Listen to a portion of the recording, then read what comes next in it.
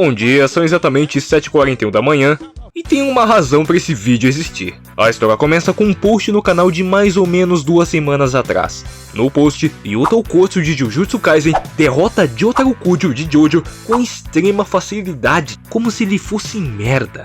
O que eu não esperava é que esse post simplesmente gerasse uma guerra nos comentários. Até o Camundongo Albino se manifestou. Ele disse: "É, doidão, vai ter que fazer Yuta vs Jotaro pra nós tá se matando lá no post, doidão." Eu até indaguei: pô, será que vai dar bom? Será que todo mundo vai gostar? Aí ele falou: "É lógico que vai valer a pena. Eu tô quebrando a cabeça pra justificar ou provar o porquê que o Jotaro ganha, na minha humilde opinião." E nisso eu pensei: tudo bem, vamos lá fazer, e aqui estamos. Então é isso, Yuta Okkotsu vs Jotaro Kujo. Vamos ver quem é que ganha esse duelo. E sem mais delongas, vamos nessa.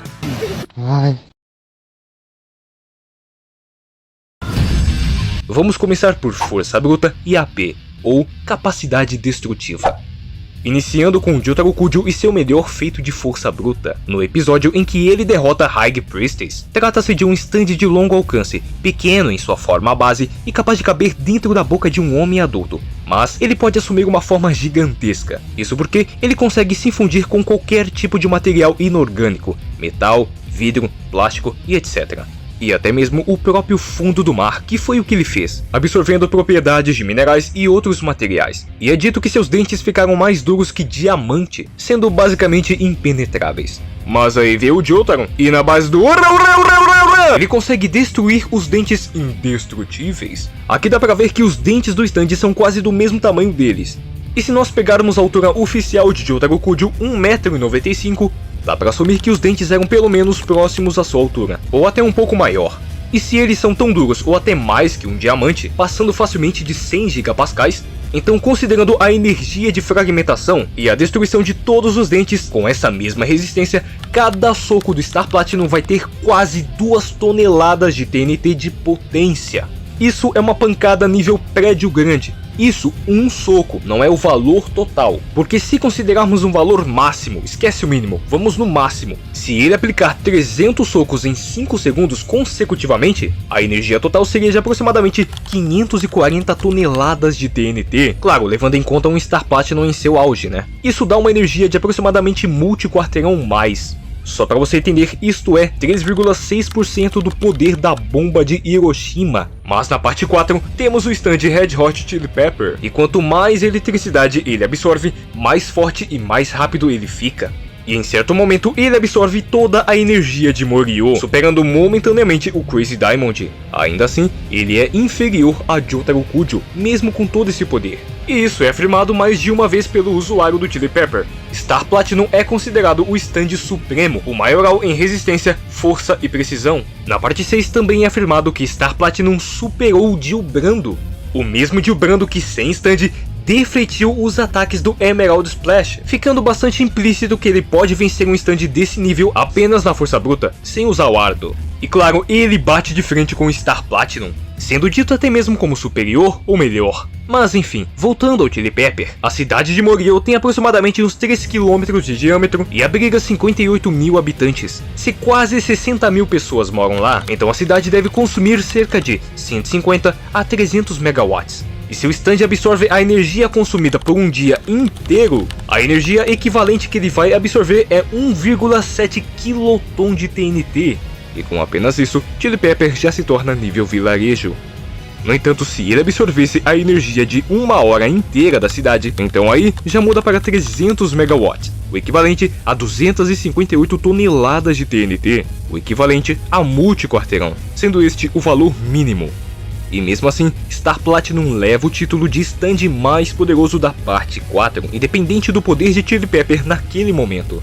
Se considerarmos que Star Platinum era apenas 4 vezes superior, 4 vezes 280, vai daí 1000 toneladas de TNT de poder, isto é, 1 kiloton. Então, se Star Platinum conseguir aplicar 300 socos em 5 segundos com esse poder, o resultado será 300 kilotons, ou então 300 mil toneladas de TNT. Isto é, um grande vilarejo. Mas agora, considerando o valor máximo, 1 kiloton vezes 4 dá 4.000 kilotons, 4.000 toneladas de TNT. E 300 socos com esse poder teria aproximadamente 1 megaton de TNT de potência. isto é, 1000 vezes a bomba de Hiroshima em nível cidade pequena. Também posso citar a sua luta contra Anubis, um instante de combate criado há cerca de 500 anos. Ele basicamente aprendia com cada luta e ficava mais rápido e mais forte durante o combate. Ele também conseguia memorizar ataques e afirmava que nenhum ataque funcionava mais de 2 vezes nele. E quando ele possui Polnareff, ele combina a espada amaldiçoada com o Silver Chariot, basicamente 2 contra 1, enquanto se fortalecia durante o combate, e ainda assim Jotaro conseguiu derrotá-lo. Detalhe que a espada cortava a pedra como se fosse manteiga, e o Star Platinum defendia e atacava com os punhos. Absurdo, não acham? Agora finalmente podemos falar de Yuta Okkotsu, e aqui você vai se impressionar. Anteriormente sendo considerado um feiticeiro de grau especial, graças a Rika, o espírito amaldiçoado de sua antiga namorada, praticamente ligada a ele de corpo e alma, mas posteriormente ele conseguiu esse cargo por mérito próprio. Só para você entender, ele é considerado o segundo melhor e mais forte após Satoru Gojo, pois é, esse é o nível dele. A começar que, após o arco de Shibuya, ele se encontra com Yuji Itadori e os dois caem na porrada pra valer. Tanto que Itadori joga um carro para cima dele e ele consegue se defender. Pelo tamanho do carro e pela distância, a estimativa é de pelo menos umas 9 ou 10 toneladas força. Eu sei, é muito pouco. No entanto, vale lembrar que Itadori destrói paredes com muita facilidade, e Nanami afirma que um soco fraco de Itadori é 20% mais forte que um soco forte de um feiticeiro normal. E a Mei Mei também afirma, cara, você é praticamente um nível 1, né, um feiticeiro de grau especial. Pra quem não sabe, em Jujutsu existe essa hierarquia do mais forte ao mais fraco, e maldições também têm esses níveis. Então não é qualquer feiticeiro que pode matar qualquer maldição. Tanto que para você matar uma maldição de grau especial, você tem que ter no mínimo um nível especial. No mínimo, hein? E a obra detalha um pouco mais desses níveis de maldição, né? Tipo o nível 4 é praticamente nível humano, tão forte quanto um ser humano. O nível 3, armas de fogo de baixo calibre, já resolvem. No nível 2 já tem que ser armas mais pesadas. No nível 1, até um tanque de guerra pode ser inútil, e no nível especial, um lançamento em massa de explosivos como uma bomba de fragmentação talvez pode funcionar. E uma coisa interessante é que logo na primeira temporada e no primeiro episódio, Itadori meteu um socão numa maldição de segundo grau e derrubou, mano. E só pra você entender, um feiticeiro de grau 1, a especial, já consegue rebater uma .50. E uma .50 nada mais é do que um calibre anti-blindagem. É feito pra perfurar tanque de guerra, mano. Mas voltando aqui, esse mesmo Itadori, ele deu uma dificuldade do cacete pro Yuta. E mesmo com a katana imbuída de energia amaldiçoada, né, que deixa a arma muito mais forte e resistente, o Itadori conseguiu quebrar a sua espada. No entanto, um pouco depois, Rika conseguiu contê-lo sem dificuldades. O próprio Itadori ficou muito preocupado, tipo, mano, eu não consigo me mexer. Depois que ele invoca a Rika, o bagulho muda. E esse mesmo Itadori pós-Shibuya, ele se depara com um Sukuna no corpo do Megumi. Aí ele fica tipo, seu merda, eu vou lhe pegar. E aí ele dá um puta salto e nesse impulso ele destrói o prédio que ele tava. E pela energia de destruição e fragmentação dessa estrutura, uma estimativa segura é de pelo menos 3 toneladas de TNT, nível prédio grande. Assim chegando no 15º andar em um piscar de olhos. Mas como a distância não era muito grande, se ele chegou lá em 0,5 segundos ou 0,2 segundos, a energia total é de 80 toneladas força. E uma coisa muito foda é que ele consegue lutar relativamente bem contra um Sukuna de 16 dedos. Anteriormente, Sukuna de 15 dedos conseguiu simplesmente humilhar Jogo, vulgo Cabecinha de Vulcão, uma maldição de grau especial muito subestimada.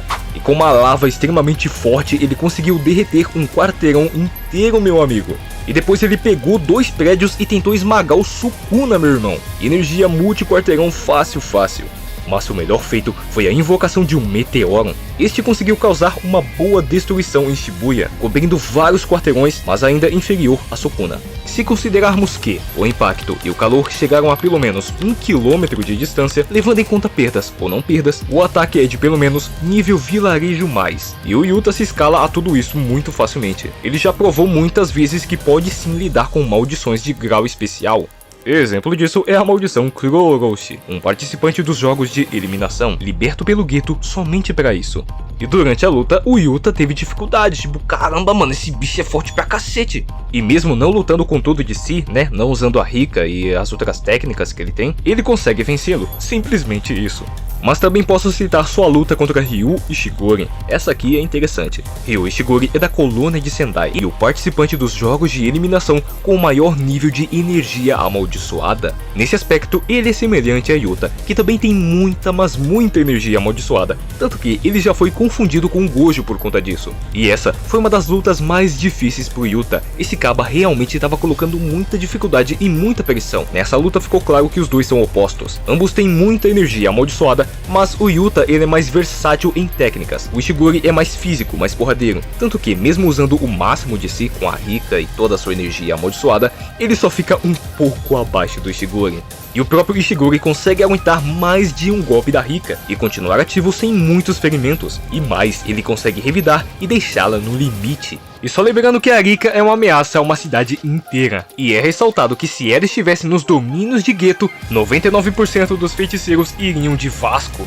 Então aqui a escala pro Ishiguro sobe muito e automaticamente pro Yuta também. Afinal, seus golpes e suas técnicas podem facilmente destruir estruturas como prédios e até pontes. E se ele é bem superior a Diogo, então seus ataques facilmente alcançam o nível cidade. Mas isso só considerando a escala que eu tô montando desde o início. Porque em poder bruto, Yuta pode ir além. Porque além do Yuta conseguir resistir e até rebater os seus ataques, ele consegue sustentar uma luta contra o Geto, que pra quem não tá ligado, esse cabo é forte pra cacete, viu? Isso porque ele é um feiticeiro de grau especial bem acima da média. Nossa, mas o Yuta tem muitos feitos. Pois é, uma delícia isso aqui. No final da luta, ele simplesmente convoca a sua técnica de longa distância mais poderosa, o True Love Beam, ou só Love Beam. Ele basicamente atira um laser forte pra cacete, que deixa o Geto sem chão. E olha o tamanho disso aí, meu irmão. Sem necessidade de cálculos muito complexos, pela profundidade e pelo tamanho do rombo, mano, isso aqui é nível vila pra cima. E pra fechar eu posso falar aqui do feito do Nanami. Esse aqui é bom, hein, mano. Durante sua luta contra Mahito, Nanami utiliza de sua técnica, que basicamente amplifica seus golpes em um ataque crítico e certeiro, para simplesmente derrubar as paredes do lugar em cima do Mahito. E o golpe foi tão poderoso que a quilômetros dali, o Junpei sentiu o tremor e comparou isso a um terremoto de escala 2. E um terremoto de escala 2 a 3 é bem fraco, você sente no máximo um tremor muito leve.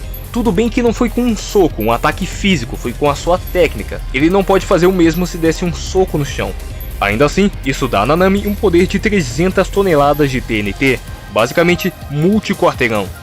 E posteriormente ele quase foi de arrasta pelo Diogo. Tudo bem que ele estava cansado, meio desgastado, mas tá, o feito ainda vale.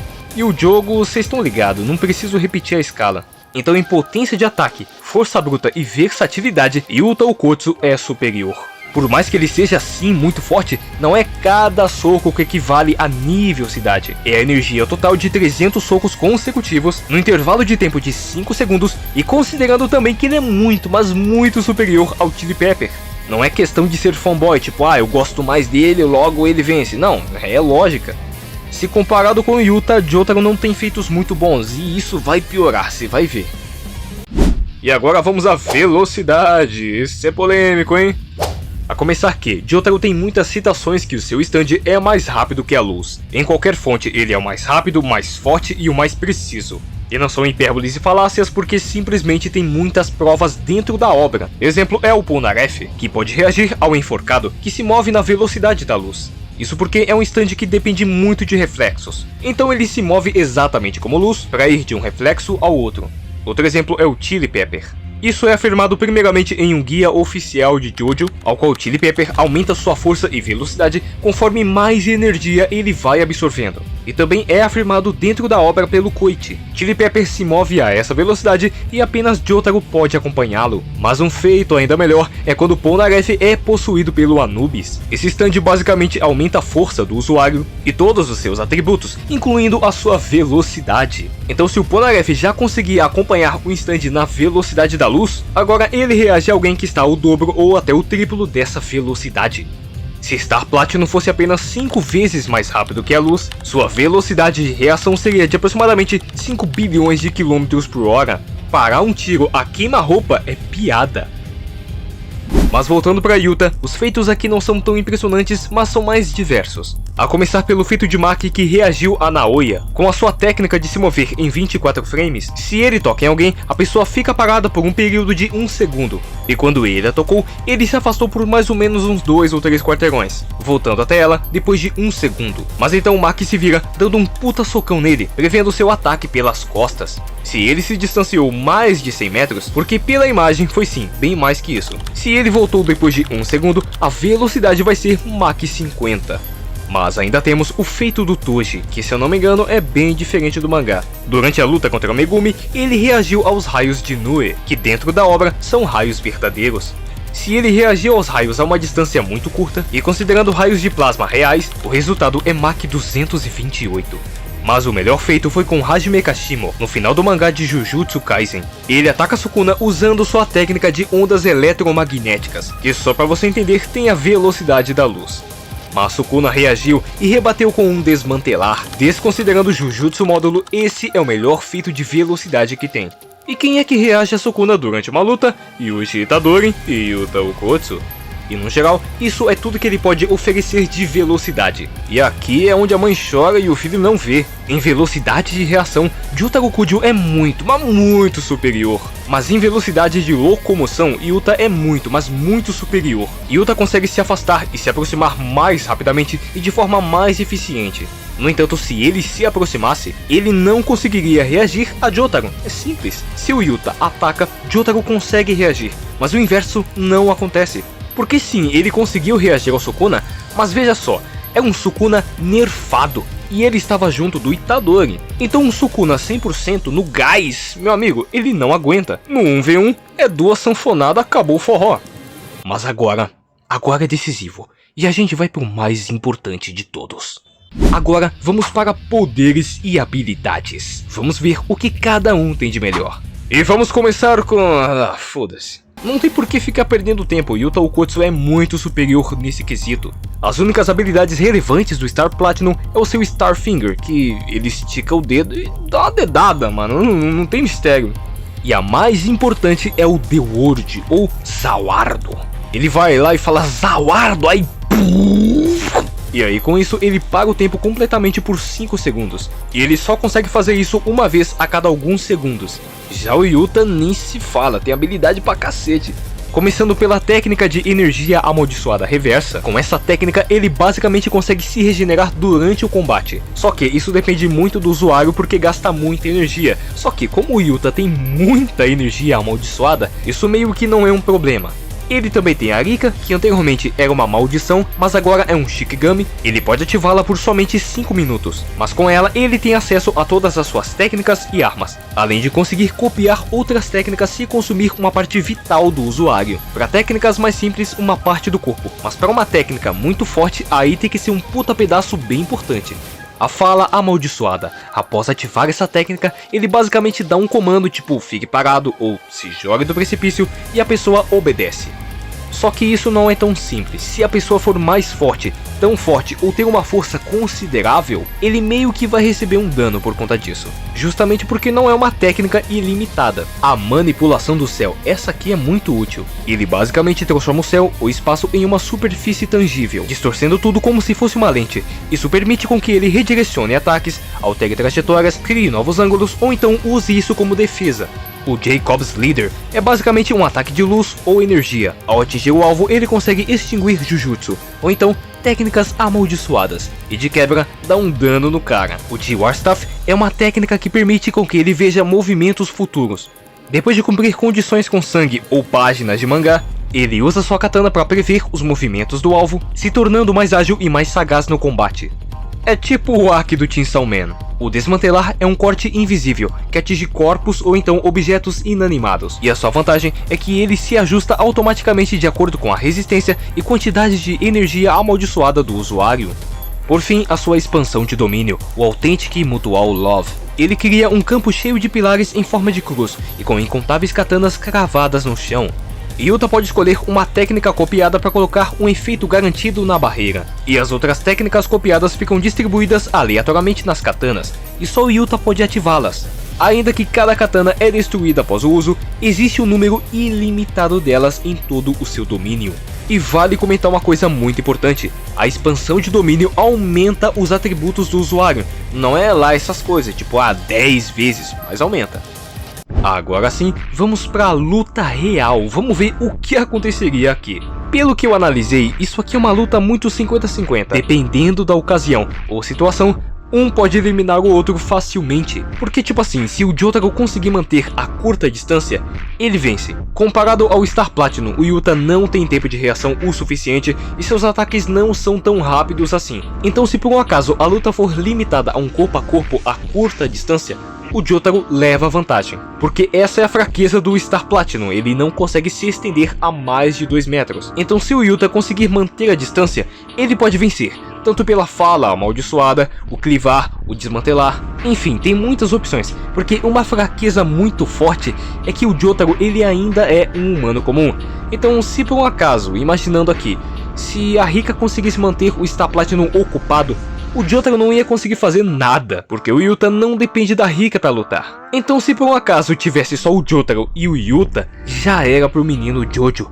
Basta um corte limpo no Jotaro e já era, acabou a luta. No entanto, se o Yuta conseguisse se afastar, Jotaro ainda tem o seu time stop. Porque só pra deixar uma coisa bem clara aqui, tá? O Jotaro não precisa falar Star Platinum, Zawardo, e aí invocar o stand e parar o tempo. Não, ele não precisa fazer isso, é narrativo isso aí, tá? Então o Jotaro tem mais tempo de reação. No entanto, por mais que o Jotaro conseguisse acertar uma sequência foda de socos no Yuta, ainda assim ele tem a técnica de reversão amaldiçoada, do qual pode se curar de ferimentos rapidamente. Mas se o Jotaro conseguisse encurtar a distância, eu duvido muito que ele vai dar espaço para isso. Tipo acertando outra sequência de 300 socos em 5 segundos até parar o tempo de novo e assim por diante.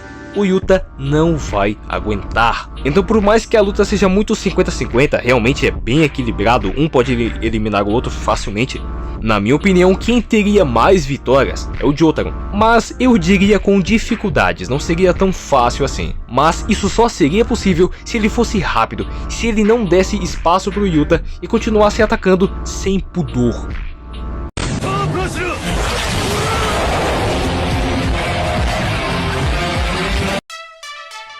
Opa, vamos lá rapaziada, responder algumas perguntinhas aqui, porque aqui já tá bem tarde, né?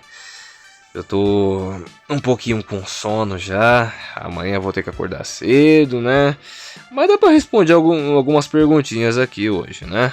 Falei tudo errado, bicho, mas vai assim mesmo, tô nem aí.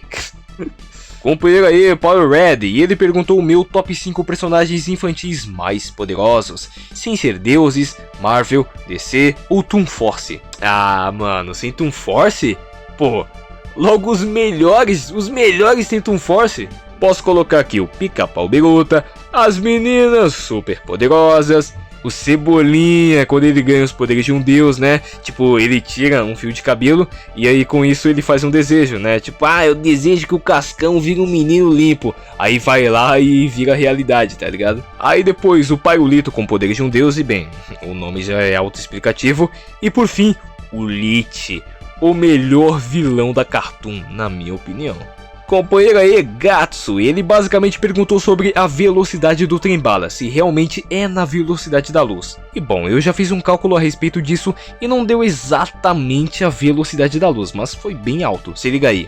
Em sua perspectiva, tiros de fuzis estavam extremamente lentos, ou então completamente congelados. Um tiro de fuzil viaja a 900 metros por segundo, o que significa que em 1 milissegundo, a bala percorre 0,9 metros, quase 1 metro inteiro. Se ele percorre pelo menos 5 metros, antes mesmo que a bala percorra 0,9 metros, o resultado é 45.000 km por segundo, Mach 131.000. São 15% da velocidade da luz. Mas ainda tem a questão dos lasers do Capitão Pátria estarem em câmera lenta. E foi confirmado que os poderes de The Boys são baseados em fenômenos reais, logo os lasers dele são reais. Então se o laser estava a 50 centímetros do Ryugi e em sua perspectiva levou 10 segundos até atingi-lo, então tudo aconteceu em 3,34 nanosegundos, ou seja, o mundo estava 3 bilhões de vezes mais devagar, isto é, 99,7% da velocidade da luz, ou seja, relativístico alto.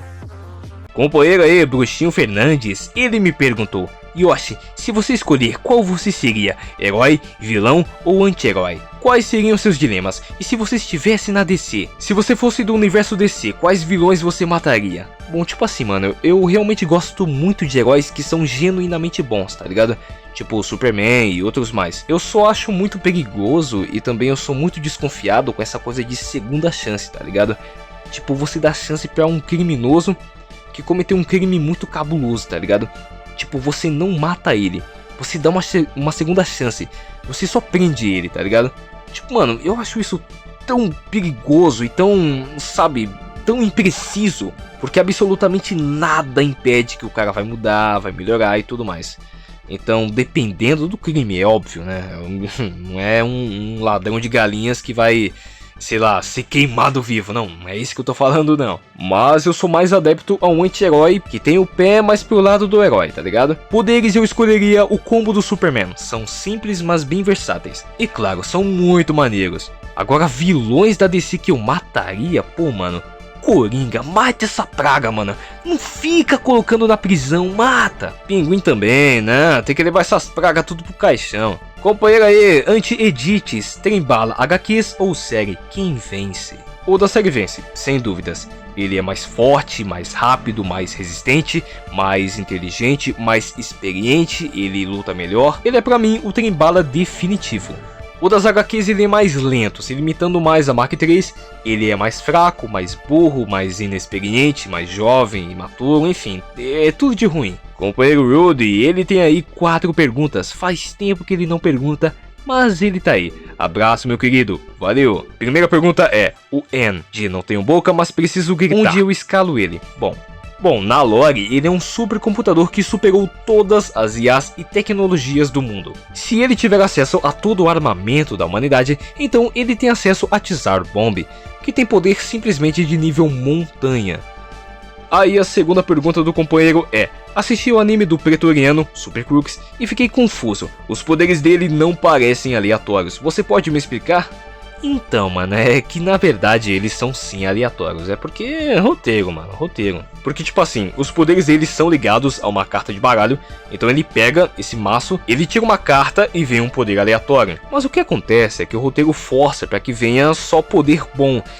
E o que ferra tudo é que o Pretoriano só tem poderes bons, ele não tem poderes inúteis, tipo, invocar pombos com as mãos, controlar minhocas com a voz. Não, é só poder top que ele tem, tá ligado? Ele só não controla quais poderes vão vir. Aí terceira pergunta, onde Hancock se classificaria no universo de Invencível? Sem hipérboles e falácias, apenas por feitos, eu coloco ele pelo menos do mesmo nível do Imortal, mas bem abaixo do Nolan. Aí por fim, última pergunta, algum personagem conseguiria redimir o Black Noir e o Patriota das HQs? O Black Noir, esquece, é só inferno, cara, o destino desse cara é o inferno. Ele obviamente não se arrepende do que fez, e fica bem claro que esse cara não tem alma. Já o Patriota, meu amigo, é só Jesus na causa, só Jesus. Porque ó, aqui é HQ, esquece sério, esquece aquele idiota mimado, você tem que me amar, que não sei o que. Mano, esquece esse maluco interpretado pelo Anthony Starr. O Patriota das HQs é completamente diferente. A começar que a sua mãe nas HQs era uma mulher com problemas mentais e ela foi escolhida pela Vault para engravidar do Stormfront. E olha só, o pai dele é um nazi maluco genocida. Olha que família legal. E quando ele nasceu, ele levou sua mãe e seus médicos de Vasco. O maluco foi criado sem nenhum afeto, instruído a sustentar uma mentira que ele veio dos céus, que ele é de um planeta alienígena e que ele cresceu em 4 semanas. Tipo, foi de um bebê a um adulto em 4 semanas. E depois disso ele enlouqueceu por culpa do Black Noir, que se passava por ele.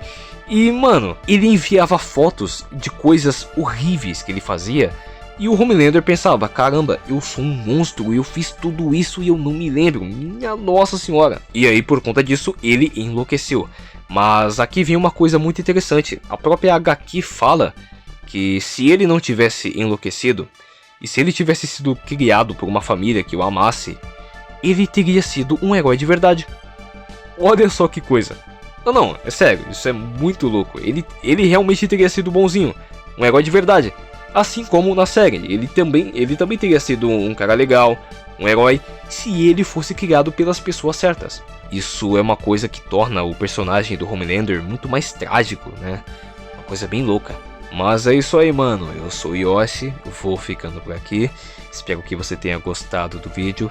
Deixa aqui sua opinião. Não fica nervosinho comigo não, tá? É só anime, é só desenho, tá? Fica na boa aí, tá? Deus te abençoe, viu? Então é isso aí. Até a próxima e falou!